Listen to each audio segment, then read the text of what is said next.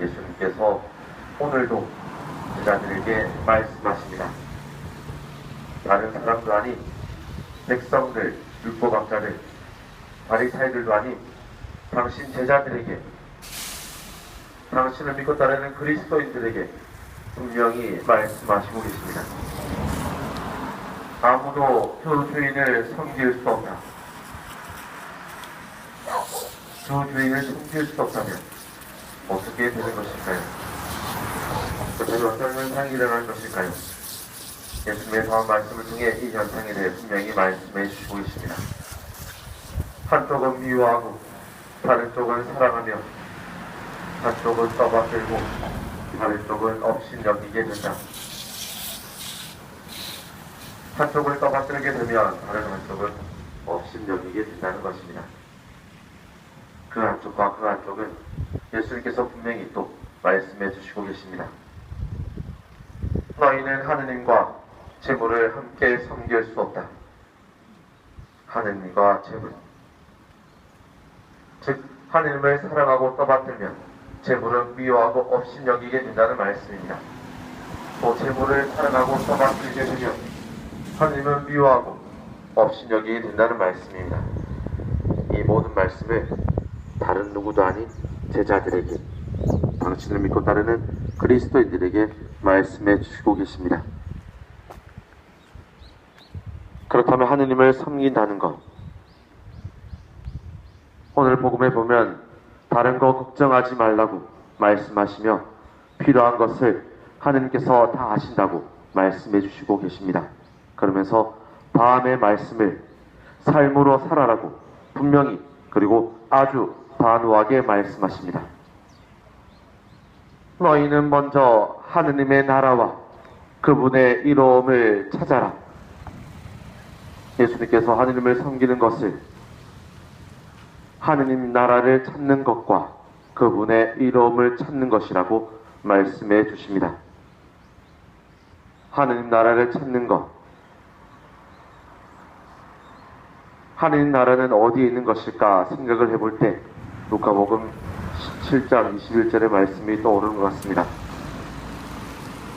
보라, 하느님의 나라는 너희 가운데 있다. 가운데라는 표현은 둘 이상일 때 쓰는 표현입니다. 둘이라고 하면 나와 너라는 것을 조금 더 넓혀본다면 이웃이 될 것입니다. 나와 이웃 사이에 하느님 나라가 있다고 말씀하시는 것입니다. 그렇다면 이웃은 누구이겠습니까? 나에게 있어 이웃은 누구입니까? 그리고 나에게 이웃이 되어줄 이는 누구입니까? 이 질문을 하고 나니 루카복음 10장 29절에서 37절이 생각납니다. 그러면 누가 저의 이웃입니까? 어떤 율법교사가 예수님께 던진 질문입니다. 이 율법교사의 이 질문에 예수님께서는 한 가지 비유를 들어주십니다. 다들 잘 아시는 착한 사마리아인의 비유입니다. 이스라엘 백성 중 한 사람이 강도를 만나 초죽음이 되어 있는 상태, 그곳을 지나가는 사제 레위는 그를 보고서는 길 반대쪽으로 지나갑니다. 그런데 어떤 사마리아인이 초죽음이 되어버린 이스라엘 백성 옆에 지나갑니다. 기원전 7세기경 나라가 망하자 유다인들이 강제 이주당하였습니다. 그러나 천민들은 이곳에 그냥 남아 타민족과 혼혈을 이루었습니다. 이들이 바로 사마리아인들입니다. 이러한 내력 때문에 유다인들은 사마인들을 몹시 경멸하고 무시하고 천대하였습니다. 자신들을 천대하고 무시하고 경멸하였던 유다인들, 그 유다인들의 한 사람이 지금 초죽음이 되어 쓰러져 있습니다. 사마리아인은 그곳을 지나가게 됩니다. 자신을 무시하고 천대했던 그 유다인을, 그는 그를 보고 가엾은 마음이 들어 자신의 시간과 돈을 들여 그 사람을 도와줍니다. 예수님께서는 너는 이 세 사람 가운데 누가 강도를 만난 사람에게 이웃이 되어 주었다고 생각하느냐라고 율법교사에게 다시 물으십니다. 이 율법교사는 그에게 자비를 베푼 사람입니다. 이 예수님께서 가서 너도 그렇게 하여라. 이 복음을 생각하며 다시 물음을 던져봅니다. 나에게 있어 이웃은 누구이며 나에게 이웃이 되어줄 이는 누구입니까? 나에게 있어 이웃은 지금 절실히 도움이 필요한 사람들일 것입니다. 고통받는 사람들이며 아파 쓰러져가는 사람들입니다. 스스로 서 있기에 힘든 가난한 사람들, 아무리 힘들고 아파도 자신의 소리 하나 내지 못하고 있는 사람들, 아니 목이 터져라 아프다고 소리쳐도 누구 하나 들어주는 사람이 없는 그러한 사람들, 그러한 사람들이 나의 이웃입니다. 그리고 나에게 이웃이 되어주리는 누구입니까? 유다인에게 있어 이웃은 자신들이 그렇게 멸시하고 경멸했던, 무시했던 사마리아인이었습니다. 그렇다면 오늘의 한국에 살고 있는 한국인이 그렇게 멸시하고 경멸하고 무시하는 이들이 어쩌면 나에게 이웃이 되어줄 수 있는 사람들일 수도 있습니다. 그러한 사람이 누구이겠습니까? 그 어떤 이들도 나에게 이웃이 되어줄 수 있습니다. 나를 그렇게 싫어하는 이들도, 나를 불편하게 하는 이들도, 나를 불쾌하게 만드는 이들도 나에게 이웃이 되어줄 수 있습니다. 이것을 그러한 이웃들과 나 사이에 하느님의 나라가 있다고 예수님께서 말씀해 주시고 계십니다. 그리고 거기서 하느님의 나라를 찾으라고 말씀하시고 계십니다. 이것을 그리스도인들은 삶으로 살아가야 합니다. 그리스도인들은 이 말씀을 지켜야 합니다. 그리고 사제들은 그리스도인들에게 이 기쁜 소식, 복음을 삶으로 살면서 가르쳐야 합니다. 그리고 이 말씀으로 그리스도인들은 하느님의 백성, 양들을 하느님께로 인도해야 합니다. 이것이 사제들의 본분입니다. 정체성입니다. 하느님을 섬기는 방법을 알려주는 사제들인 것입니다. 그런데 이렇게 살고 있는, 선포하고 있는 사제들을 어떤 이들은 친북, 반미, 반국가 정치 사제라고 합니다. 그것도 그리스도인이라는 이름으로 말입니다. 복음을 전하는 사제들이 친북입니까? 반미입니까? 반국가 정치입니까? 왜 자신들과 생각이 다르다고 해서 친북, 반미, 반국가 정치 사제라고 몰아세우는 것입니까? 그것도 그리스도인들이 말입니다. 물론 이해가 가지 않는 것은 아닙니다. 자신들의 생각과 다르다고 동족과 전쟁을 일으킨 민족이기 때문입니다. 그렇게 지금도 자신의 생각과 다르면 무조건 적으로 간주하는 것이 이해가 가지 않는 것만은 아닙니다. 그들의 생각, 그들의 신념이기 때문입니다. 그러나 그들은 세례를 받음으로써 존재가 변한 그리스도인입니다. 그리스도인들은 신념보다 앞서는 것이 신앙이 되어야 한다고 합니다. 되어야 합니다. 그 어떤 경우에서도 신념이 신앙보다 앞서면 안 되는 것입니다. 그럼에도 불구하고 그들은 친북, 반미, 반국가 정치사제라며 150명의 사제 명단을 책으로 발행했습니다. 그리고 명단 발표를 6월 29일 조선일보 광고에 낼 예정이라고 합니다. 6월 25일. 그들은 다들 아시겠지만 대한민국 수호 천주교의 모임 줄여서 대수천 분들이십니다. 그런데 왜 그들은 사제들을 친북이라는 단어와 반미라는 단어를 사용해서 그렇게 부르는 것일까요?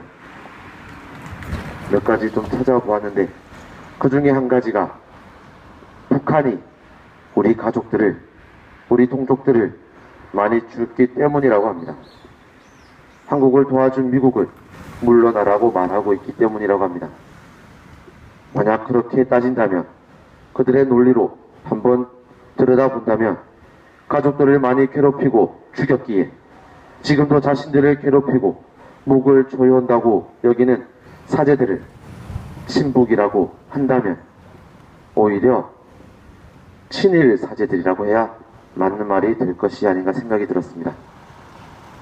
왜냐하면 남북 전쟁 때 목숨을 잃거나 실종된 사람이 남북 모두 합쳐서 대략 266만 정도고, 일제시대 때 목숨을 잃거나 실종된 한국인들이 일본 자료에 의하면 314만 명, 미국 국립문서기록보존서 자료에 의하면 530만 명 되기에 그들의 논리인 가족을 많이 죽인 것으로 본다면 이 사제들은 친북 사제들이 아닌 그들은 친일 사제라고 불러야 하는 것이 아닌가 생각이 듭니다. 그리고 그들은 친일파들을 공개하는데 또 친일파들의 재산을 회수하는데 앞장서야 합니다. 왜냐하면 친일파들은 일본 앞잡이가 되어 지배계급으로 우리 가족들을 괴롭혔고 심지어 우리 가족들을 죽이는데 앞장섰기 때문입니다. 또 친일파들은 그 당시 가장 강하게 반미를 외쳤기 때문입니다. 또 일본의 항복으로 일장기가 내려간 그곳에 송조기가 올라갔고 아직 준비되지 않은 해방을 맞은 한국은 안정되지 않는 상황 때 미군정이 실시되어 미군은 친일파들이 자신들이 싫어서 반미를 외친 것이 아니라 기회주의자라는 것을 알았기에 다시 등용했고, 그때부터 내 가족을 괴롭히고 죽이는데 또 앞장선 이들이 그에 따른 책임을 지기보다는 또다시 기회주의자로 잘 살고 있기 때문입니다. 그렇다면 그들, 즉 친일파들을 공개하고 친일파들의 재산을 회수하는데 앞장서야 하는 게 배수천의 논리입니다. 왜냐하면 우리 가족들, 우리 동족들, 내 친구들을 많이 죽였기 때문에 친북이라는 단어를 쓴다고 했기 때문입니다. 그러나 150명의 사제들, 그보다 훨씬 더 많은, 제가 볼 때는 150명의 사제들보다는 훨씬 더 많은 사제들이 이 명단에, 그들의 논리라면 명단에 포함될 것이라고 생각이 듭니다. 오늘 복음처럼 고통받는 사람들, 아파 쓰러져가는 사람들, 스스로 서 있기 힘든 가난한 사람들, 아무리 힘들고 아파도 자신의 소리 하나 못 내고 있는 사람들, 아니 목이 터져라 아프다고 소리쳐도 누구 하나 들어주지 않는 그러한 사람들을 내 이웃이라고, 또 그들이 내 이웃이 되어주는 사람들이라고 선포하는 사제들, 그 150명의 사제들, 제가 볼 때는 훨씬 더 많을 것이라고 생각합니다. 그 속에 하느님의 나라를 찾아야 한다고 선포하는 사제들입니다. 하느님을 섬기는 방법을 자연스레 찾아내는 것입니다. 그렇다면 그 150명의 사제들을 신북 반미 국가정치사제라고 부르는 그들에게 지금 묻고 싶습니다. 당신들은 누구를 섬기고 있습니까? 한쪽은 미워하고 다른 한쪽은 사랑한다고 했는데, 하느님을 사랑하는 사제들을 친북 반미 국가정치사제라고 부르는 그들은 혹시 하느님을 미워하고 업신여기는 그러한 쪽에 서 있는 것은 아닌지 조심스럽게 또 여쭤보고 생각이 들기도 합니다. 아무도 두 주인을 섬길 수 없다. 한쪽은 미워하고 다른 쪽은 사랑하며, 한쪽은 떠받들고 다른 쪽은 업신여기게 된다. 너희는 하느님과 재물을 함께 섬길 수 없다.